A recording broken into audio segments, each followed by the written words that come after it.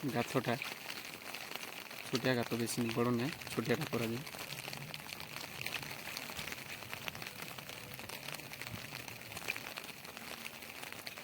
ତାପରେ ମାଟି କାଢ଼ି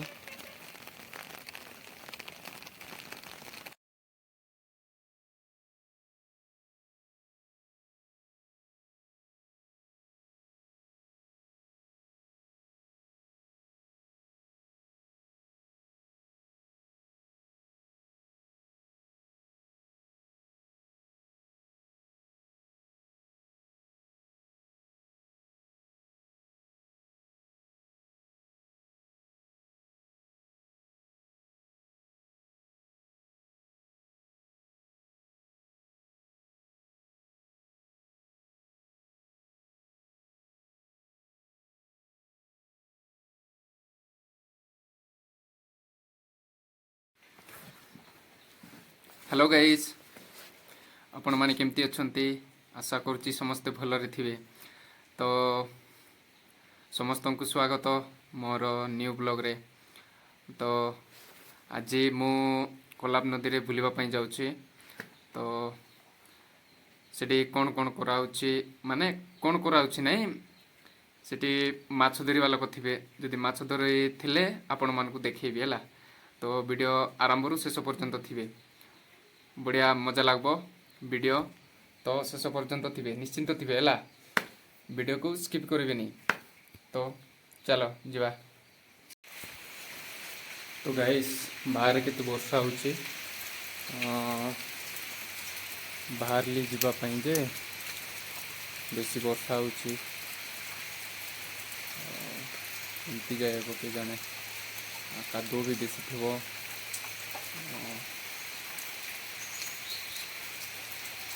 तो चलो आपण मन को देखैबी।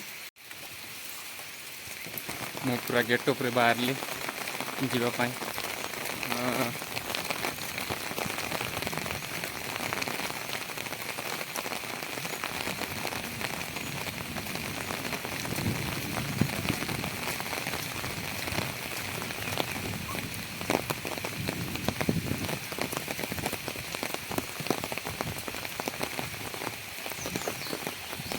टिके टिके पवन भी हो।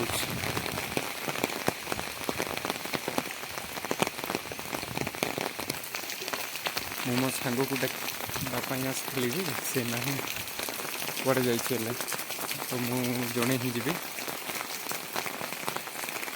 तो चलो देखु गाइस कादुओ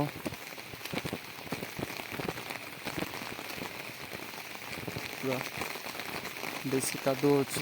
यदि गोड़ स्लिप हो गला मैंने पूरा कादुओ रे आमे भी नहीं जाए घूम।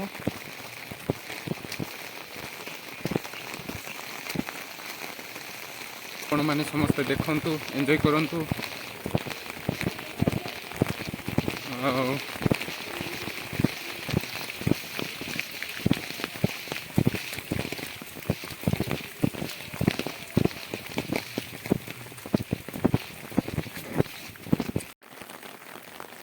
ସେଇଟା ତ ଦେଖାଯିବ ନାହିଁ ମାଛ ଧରିବା ଲୋକର। ଆଉ ଛୋଟିଆ ଛୋଟିଆ ଦୁସୁଛନ୍ତି। ଚାଲ ମୁଁ ଆପଣମାନଙ୍କୁ ପାଖରେ ନେଇ ଦେଖାଉଛି। ଏପଟେ ତ ଆଇବି ନାହିଁ। ତ ଇଏ ମାନେ ଚାରା କେମିତି ଦେଉଛନ୍ତି ସେଇଟା ଆପଣମାନଙ୍କୁ ଦେଖେଇବି। ଚାଲ।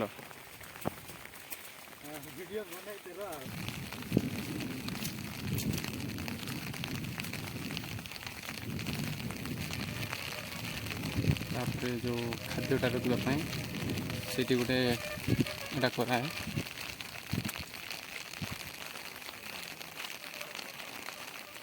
गातटा छोटिया गात, बेसी बड़ ना, छोटियाटा कराए।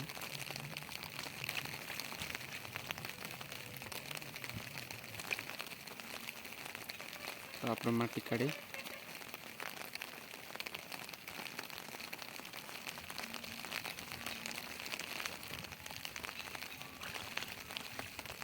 तापरे खाद्यटा से गाथ भितर रखिले था। आप राति 9टा 10टार आसिक बोई जालटा पकाते खाद्यटा नहीं जाए।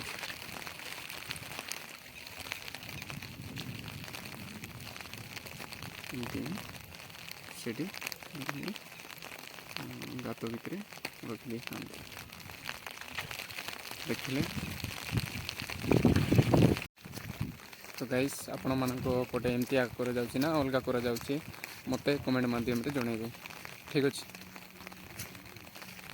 ତ ଆଉ ବହୁତ କିଛି ଦେଖିବାର ଅଛି, ଚାଲ ଦେଖେଇ। ବର୍ଷା ସକାଳୁ ମାରୁଛି ଯେ ଛାଡ଼ିବାର ନାମ ବି ନେଉନି। ବର୍ଷା ଟାଇମ୍ ଏମିତି ଏକା, କିଛି କାମ ବି କରିଦେବ ନାହିଁ।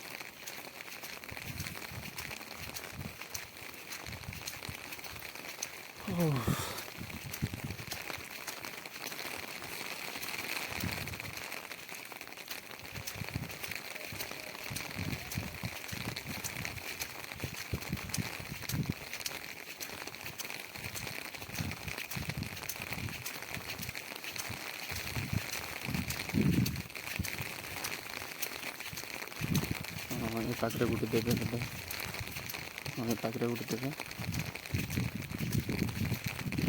ଏଇଠି ଗାତ କରିବା ପାଇଁ ପଡ଼ିବ ନାହିଁ, ଏମାନେ ଅଲରେଡ଼ି ଗାତ କରାଇଥିବ। ଏଇଠି ଏମିତି କରାଯାଏ। ସେପଟେ ଜାଲ ପକାଉଛନ୍ତି, ସକାଳେ ଆସି କାଢ଼ିବେ, ଗୋଟେ ଜାଲ ପକାଉଛନ୍ତି। ତାପରେ ବାକି ସବୁ ମଝିରେ ମଝିରେ ଜାଲ ପକାଉଛନ୍ତି ଛିଡ଼ା ହେଇକି। ଦେଖାଯାଉ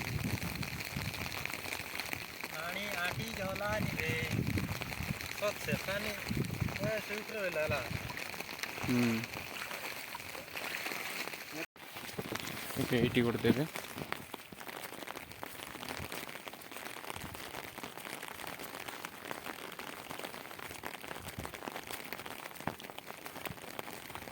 ଟିକେ ସେପଟକୁ ଦବା ବୋଧେ।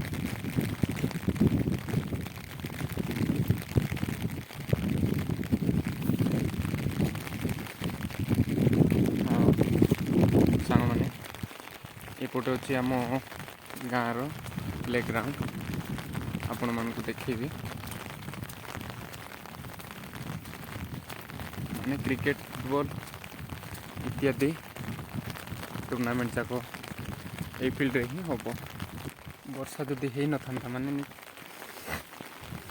ଆଉ ସୁନ୍ଦର ଭିଉ ଦେଖାଯାଇଥାନ୍ତା। ତ ଏଇଟା ହେଉଛି ଆମ ପ୍ଲେଗ୍ରାଉଣ୍ଡଟା, ବଡ଼ ଅଛି। ଏଇଠି ଆମେ ଗାଁଠୁ ଏଇଠି ଖେଳିବା ପାଇଁ ଆସୁ।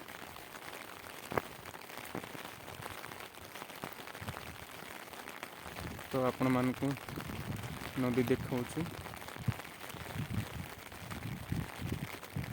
ଏଇଟା କୋରାପୁଟ ଯାଏଁ ଅଛି, କୋରାପୁଟ ସୁନାବେଡ଼ା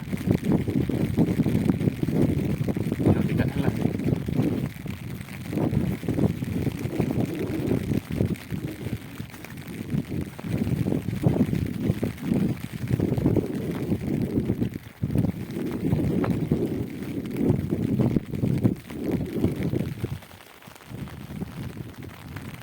ଏପଟେ ତୁଷୁବା ପର୍ଯ୍ୟନ୍ତ ଯାଇଛି ଏ ନଦୀଟା, ଆଉ ସେପଟେ ନାହିଁ। ସେପଟରୁ ତୁଷବାରୁ ନଦୀ ସରିଯାଇଛି। ତ ଏପଟେ ଏମିତି ଆସି ଏମିତି ଯାଇଛି, ଏପଟେ କୋଲାବ ଦେଇ ତାପରେ କୋରାପୁଟ ସୁନାବେଡ଼ା ମାନେ ଏପଟେ ଯାଇଛି ଆଉ ନଦୀଟା। ଏ ପାହାଡ଼ ସେପଟେ ଆଉ ନଦୀ ଅଛି ଏମିତିର ଆଗା, ସେପଟେ ଆଉ ଅଛି, ମାନେ ଏ ପାହାଡ଼ଟା ମଝିରେ ହେଇଗଲା ଆଉ।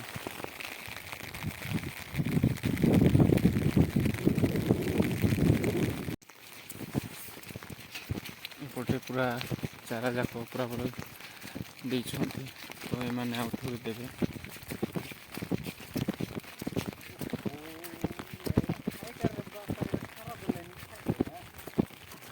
ପୁରା ପାଖରେ ପାଖରେ ଦିଆହେଇଛି, ଏମିତି ଦେଲେ ମାଛ ଲାଗିବେନି। ତ 400-500 ମିଟର ଦେଲେ ହିଁ ମାଛ ଧରି ହେବ, ନହେଲେ ଧରି ହେବ ନାହିଁ। କାହିଁମାନେ ପାଖରେ ପାଖରେ ଦେଇଥିଲେ ଯଦି ଆମେ ଜାଲ ପକାଇବା ତ ସେ ସାଉଣ୍ଡରେ ମାଛ ଯାକ ପଳାଇବେ। ସେଥିପାଇଁ 400-500 ମିଟର ଛାଡ଼ିକି ଦେଲେ ହିଁ ମାଛ ଧରି ହେବ। ଏଇଟା ଆଇଡ଼ିଆ ଅଛି, ତ ଇଏ କାଢ଼ିଦେବ ତାକୁ। କାଇଁ ମାନେ ଏଇଠି ହିଁ ଆମେ ଦେଇଛୁ ବୋଲି କାଳେ ଜାଲଟା ପକେଇ ଦେବ, ତ ଏମାନେ କାଢ଼ିଦେବେ ଆଉ।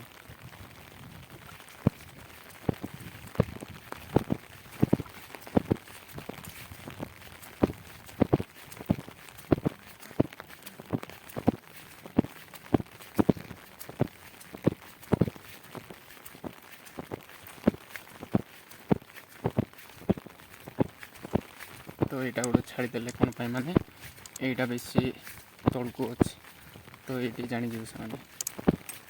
ତ ଏଇଠି ଗୋଟେ ଦେବେ, ଏଇଟା ଗୋଟେ ନାଳ।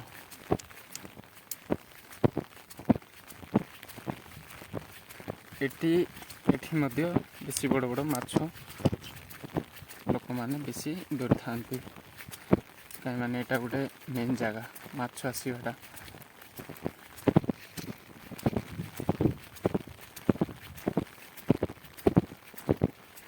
ଆଉ ଟିକେ ଉପରକୁ ପାଣି ଯଦି ଯିବ ମାନେ ଆଉ ବେଶୀ ବଡ଼ ବଡ଼ ମାଛ ଯାକ ଆସିବେ। ତ ଏଇଟା ଟିକେ ତଳକୁ ଅଛି ପାଣିଟା, ପାଣି ଟିକେ ଉପରକୁ ଗଲେ ବଡ଼ ବଡ଼ ମାଛ ଆସିବେ। ଆଉ ପାଣି ଟିକେ ଗୋଳିଆ ଥିବ।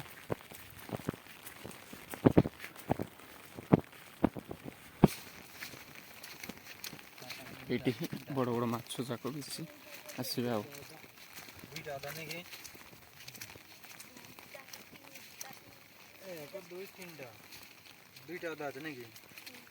ତ ଏମାନେ ଏଇଠି ଗୋଟେ ଦେବେ, ଏଇଠୁ ଜାଲ ମାନେ ଏଇଠୁ ଜାଲ ପକାଇବା ପାଇଁ ସୁବିଧା ଅଛି।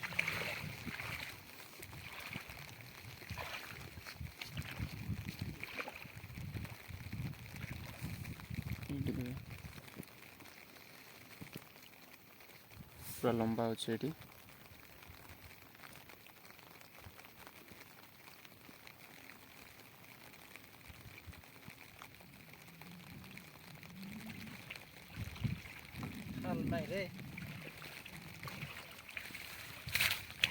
ଏଇଟା ପୁରୁଣା ଥିଲା, ଏବେ ନୂଆଟା ନୂଆଟା ମାନେ ଏବେ ଭାଙ୍ଗି ଆଣିଲାଟା।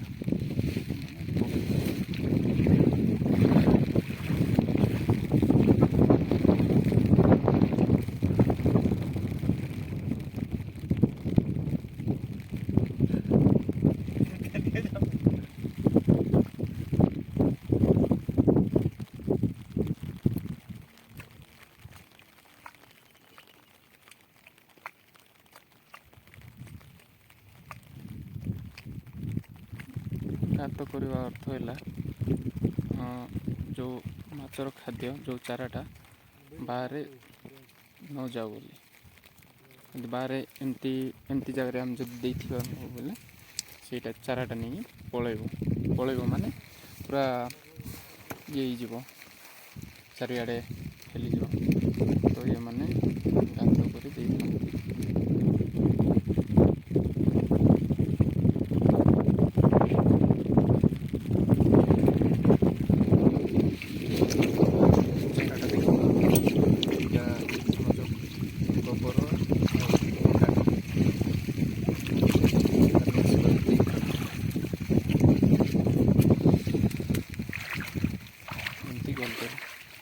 ଗାତରେ ପୁରେଇଥାନ୍ତି।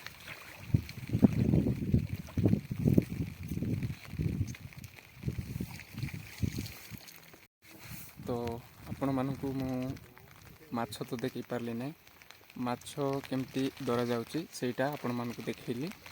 ତ ଭିଡ଼ିଓ ଏଇଠୁ ରଖୁଛି।